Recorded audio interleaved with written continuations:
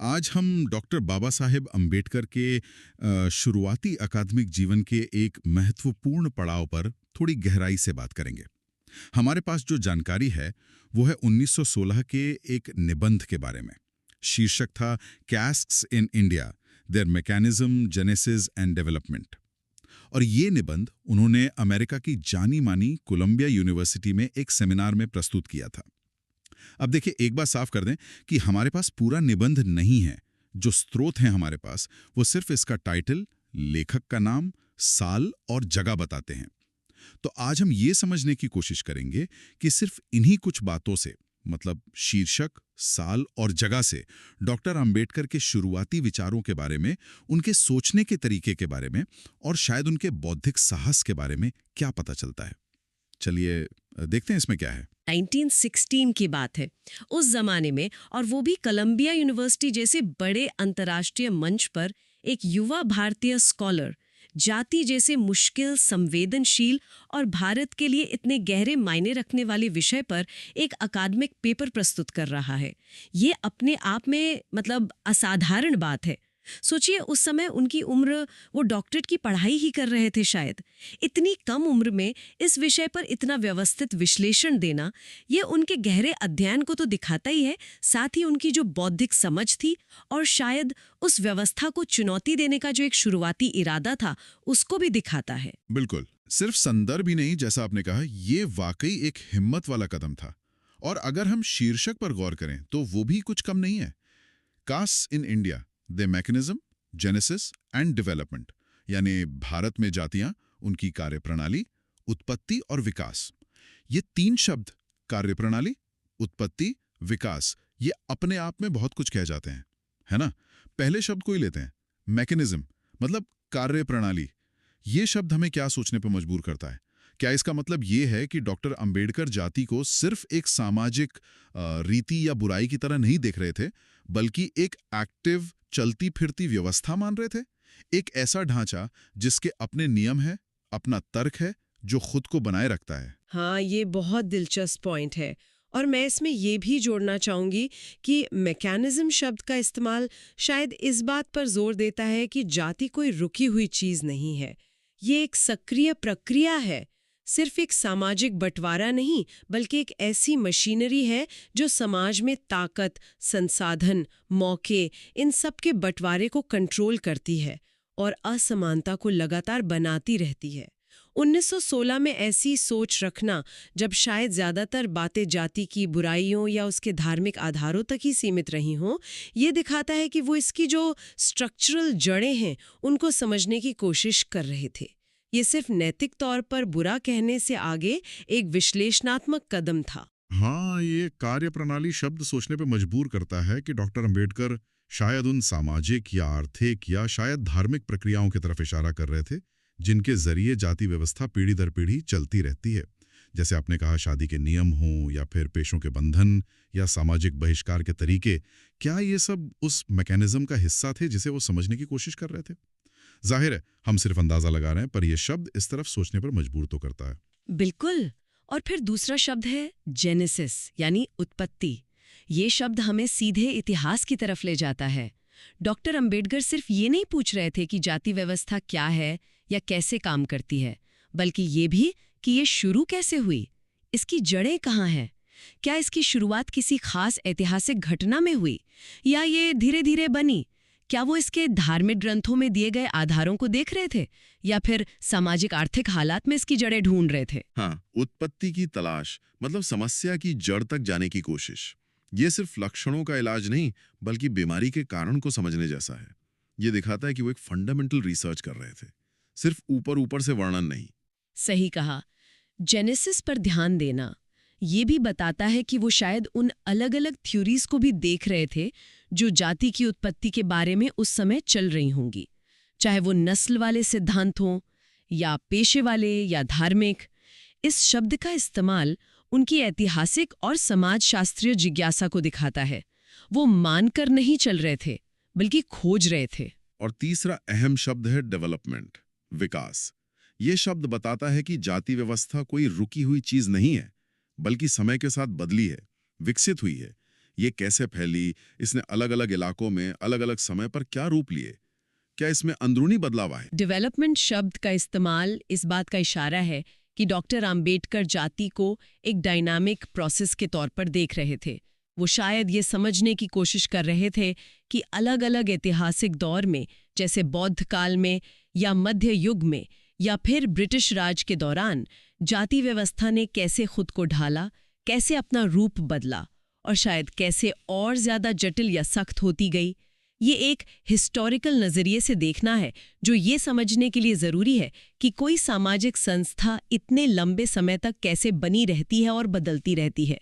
तो ये तीनों शब्द, मैकेनिज्म, जेनेसिस, डेवलपमेंट, मिलकर एक बहुत ही महत्वाकांक्षी अकादमिक प्रोजेक्ट का खाका खींचते हैं। ये सिर्फ जाति की मौजूदगी बताना नहीं है, बल्कि उसकी पूरी संरचना, उसका इतिहास और उसकी गतिशीलता को समझने का एक बड़ा प्रयास लगता है। और ये सब 1916 में की कोशिश है जो उस समय के हिसाब से काफी आगे की सोच रही होगी। अब जरा फिर से समय और जगह पर लौटते हैं। 1916 और कोलंबिया यूनिवर्सिटी, न्यूयॉर्क। जैसा हमने पहले कहा, यह पहला विश्व युद्ध का समय था। दुनिया एक बड़े बदलाव से गुजर रही थी। भारत में भी राष्ट्रीय आंदोलन और सामाजिक सुधार की लहरें उठ रही थी। ऐसे माहौल में एक भारतीय छात्र अमेरिका के एक टॉप यूनिवर्सिटी में खड़े होकर अपने देश की सबसे गहरी सामाजिक समस्याओं में से एक जाति पर बोल रहा है। इसका क्या महत्व हो सकता है? क्या वो सिर्फ एक अकादमिक काम कर रहे थे या इसका कोई बड़ा मकसद था? अगर हम इसे बड़े परिप्रेक्ष्य में देखें तो इसके कई मतलब निकाले जा सकते हैं। पहला, जैसा आपने कहा, दुनिया भर में उथल-पुथल का दौर था, नए विचार आ रहे थे, लोकतंत्र, समानता, राष्ट्रीय आत्मनिर्णय की बातें हो रही थीं। ऐसे में कोलंबिया जैसे बौद्धिक सेंटर में जाति पर चर्चा करना, इसे एक ग्लोबल स्टेज पर लाना था। दूसरा, ये पश्चिमी अकादमिक दुनिया को सीधे संबोधित करना भी था।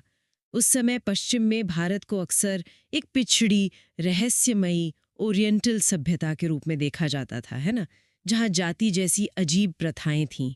डॉक्टर अंबेडकर का ये प्रयास शायद इस छवि को चुनौती देने का एक तरीका था, ये दिखाने का कि भारतीय समाज की समस्याओं का भी गंभीर, व्यवस्थित और आधुनिक समाज विज्ञान के तरीकों से विश्लेषण किया जा सकता है।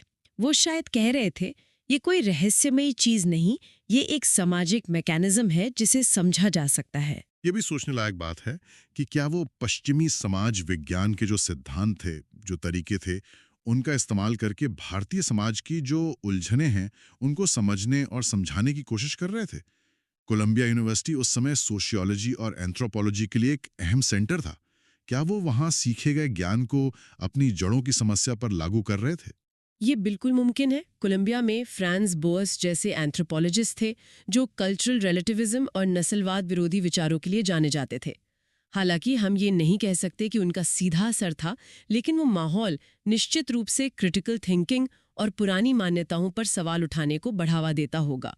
डॉक्टर अंबेडकर का ये निबंध शायद इसी बौद्धिक माहौल की देन हो, जहां वो भारतीय समाज की सच्चाई को ग्लोबल अकादमिक बहसों के संदर्भ में रख रहे थे। हाँ, और इसका एक और पहलू भी हो सकता है, अंतर्राष्ट्रीय समुदाय का ध्यान खींचना। क्या वो ये उम्मीद कर रहे थे कि दुनिया भारत में मौजूद इस गहरी असमानता के बारे में जाने और समझे? शायद ये भविष्य में उनके सामाजिक न्याय के संघर्ष के लिए एक तरह की जमीन तैयार करना भी हो सकता है। और ये एक ज़रूरी सवाल भी खड़ा करता है कि उस समय के पश्चिमी अकादमिक समुदाय ने इसे कैसे लिया होगा। क्या उन्होंने एक युवा भारतीय छात्र द्वारा पेश किए गए इस विश्लेषण की गंभीरता को समझा? क्या उन्होंने इसे सिर्फ भारत की एक अंदरूनी समस्या माना, या इसके जो मानवीय पहलू थे उनको पहचाना? क्या इस पर कोई बहस हुई? अफसोस इस निबंध के स्वागत या असर के बारे में हमारे पास जानकारी नहीं है, लेकिन ये सवाल अपने आप में बहुत अहम है। हाँ, ये याद रखना बहुत ज़रूरी है कि हमारी ये पूरी बातचीत, ये सारे विश्लेषण सिर्फ शीर्षक, साल और जगह पर आधारित हैं। निबंध के अंदर क्या तर्क थे, क्या तथ्य थे, क्या निष्कर्ष थे, ये हम नहीं जानते। बिल्कुल, हम एक तरह से दरवाजे के बाहर खड़े हैं और दरवाजे पर लिखे नाम और पते को पढ़कर अंदर के कमरे के बारे में अंदाजा लगा रहे हैं। लेकिन कभी-कभी नाम और पता भी बहुत कुछ बता देते हैं, है ना? और इस मामले में ये सीमित जानकारी भी कम नहीं है। ये हमें साफ तौर पर दिखाती है कि डॉक्टर अंबेडकर अपने छात्र जीवन के शुरुआती दौर से ही जाति के सवाल पर कितनी गहराई से, कितने व्यवस्थित तरीके से और कितने विश्लेषणात्मक ढंग से सोच रहे थे। ये कोई सिर्फ भावनात्मक प्रतिक्रिया नहीं थी, बल्कि एक गंभीर बौद्धिक जांच पड़ताल थी।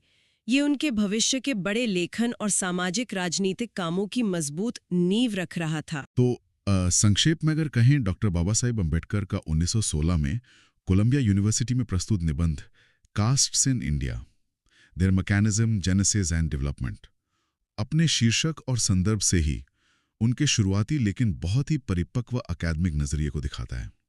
ये दिखाता है कि वो जाति को सिर्फ एक सामाजिक बुराई नहीं, बल्कि एक जटिल सिस्टम के रूप में देख रहे थे, जिसकी कार्यप्रणाली, उत्पत्ति और विकास को समझने की जरूरत थी। ये उनके गहरे शोध, विश्लेषण करने की क्षमता और उस समय के हिसाब से हम कह सकते हैं क्रांतिकारी सोच का सबूत है। तो इसका कुल मतलब क्या निकलता है? ये हमें डॉक्टर अंबेडकर की बौद्धिक यात्रा के शुरुआती लेकिन बहुत ठोस कदमों की एक झलक देता है, जहां वे भारत की सबसे मुश्किल सामाजिक पहेली को सुलझाने के लिए निकल पड़े थे। और ये जानकारी हमें कुछ गहरे सवालों पर सोचने के लिए छोड़ जाती है। 1916 में जाति व्यवस्था का ये जो तार्किक और संरचनात्मक विश्लेषण पेश किया गया कार्यप्रणाली, उत्पत्ति, विकास के नज़रिए से, इसने आगे चल के भारत में जाति पर होने वाली बहस और समझ को किस हद तक प्रभावित किया होगा? क्या इस शुरुआती फ्रेमवर्क ने, मतलब जाति को एक मैकेनिज्म के रूप में देखना, उसकी जेनेसिस तलाशना और उसके डेवलपमेंट को ट्रैक करना, क्या इसने बाद के अध्ययनों और आंदोलनों को कोई नई दिशा दी? और सबसे महत्वपूर्ण बात, ये सोचने लायक है कि ये शुरुआती अकादमिक काम जो उन्होंने एक छात्र के तौर पे किया, कैसे उनके बाद के महान कामों जैसे अनाइलेशन ऑफ कास्ट का लेखन या भारतीय संविधान के निर्माण में उनकी भूमिका के लिए एक वैचारिक आधारशिला बना होगा। इस शुरुआती बीज में भविष्य के इतने बड़े विशाल वृक्ष की कौन सी संभावनाएं छिपी थी, ये निश्चित रूप से आगे और जानने और इस पर मनन करने का विषय है।